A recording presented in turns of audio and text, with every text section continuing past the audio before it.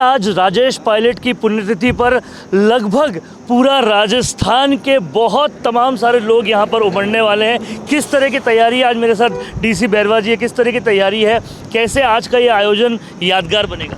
देखो ऐसा स्वर्गीय राजेश पायलट साहब की 25वीं पुण्यतिथि है। 25वीं पुण्यतिथि होने के कारण ही एक विशेष आयोजन किया गया है। इसमें सचिन पायलट साहब का भी एक तरह से हमारे ऊपर दिशा निर्देश था कि 25वीं पुण्यतिथि है। दौसा के लिए उन्होंने बहुत कुछ किया। स्वर्गीय राजेश पायलट साहब यहाँ से 5 वर्ष सांसद रहे और उसके बाद रमा जी रही, उनके बाद ये खुद सचिन पायलट साहब रहे। 25वीं पुण्यतिथि होने के खातिर एक विशेष आयोजन, जिसमें उनके साथी नेता जो स्वर्गीय राजेश पायलट साहब के साथ जिन्होंने काम किया, गहलोत साहब जैसे नेता, बहुत से नेता थे, उनको भी आमंत्रित किया गया है और एक विशेष आयोजन किया जा रहा है क्योंकि 25वीं पुण्यतिथि है। आज गहलोत पायलट के मिलन का दिन बता रहे हैं और हाल ही में भी एक वीडियो सामने आया जब बहुत आत्मीय तरीके से मिले, तो क्या लग रहा है आज का ये आयोजन कांग्रेस की एक बड़ी एकता भी बन जाएगी? देखो मैं बताऊं, ये दोनों अपने आप में एक अहमियत रखते हैं, बड़े नेता हैं दोनों। छोटी मोटी बातें राजनीति में होती रहती है, लेकिन ये कांग्रेस एक परिवार है, संगठित परिवार है ये। और मैं तो सचिन पायलट साहब का बड़प्पन मानता हूँ कि उन्होंने गहलोत साहब के घर जाके उनको आज श्रद्धांजलि सभा में आने का उन्होंने निमंत्रण दिया और गहलोत साहब से भी उम्मीद है गहलोत साहब भी यहाँ पहुँचेंगे, उम्मीद है इसी हमको। राजेश पायलट को दौसा हमेशा याद करता है। अगर आज राजेश पायलट होते तो विकास कितना ज़बरदस्त हो चुका। जो ऐसा है, स्वर्गीय राजेश पायलट साहब जब दौसा के अंदर यहाँ से सांसद थे, उन्होंने ऐसे ऐसे काम स्थापित किए। एक तो ऐसा ऐतिहासिक काम है जो आज तक जो आज लोग कर रहे हैं, वो बाणगंगा पुल बनाया उन्होंने। यहाँ पे 2 पुल बनाए हमारे दौसा के अंदर। जो दौसा के 2 पार्ट होते थे उस टाइम पे, बारिश के अंदर 2 पार्ट होते थे। महीनों तक दौसा के इधर उधर लोग आते जाते हैं। उन्होंने ऐसे 2 काम कराए उन्होंने। दौसा के अंदर रेल लाइन का जो गंगापुर जो लाइन आज निकली है, वो स्वर्गीय राजेश पायलट साहब की देन है। उनके जब वो सांसद थे उस टाइम पे रेल मंत्री जी यहाँ पे आए थे, इसका उद्घाटन हुआ था। ऐसे बहुत से ऐतिहासिक काम करके गए हैं यहाँ पे। आज भी जब लोकप्रियता की बात होती है तो सचिन पायलट से ज़्यादा लोकप्रिय कांग्रेस में कोई नहीं नज़र आता। सचिन पायलट आह्वान करते हैं तो हज़ारों लाखों की भीड़ आ जाती है।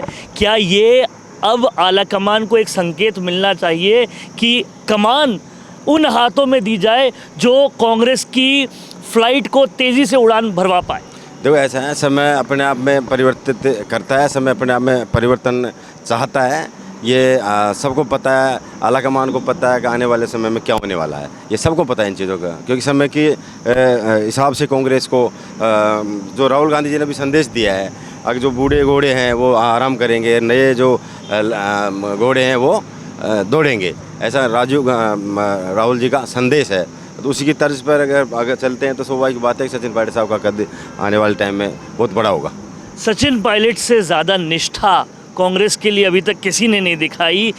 बहुत कुछ कहा गया, बहुत कुछ उन्होंने सहन किया, उसके बाद भी लगातार कांग्रेस में आगे बढ़ रहे हैं।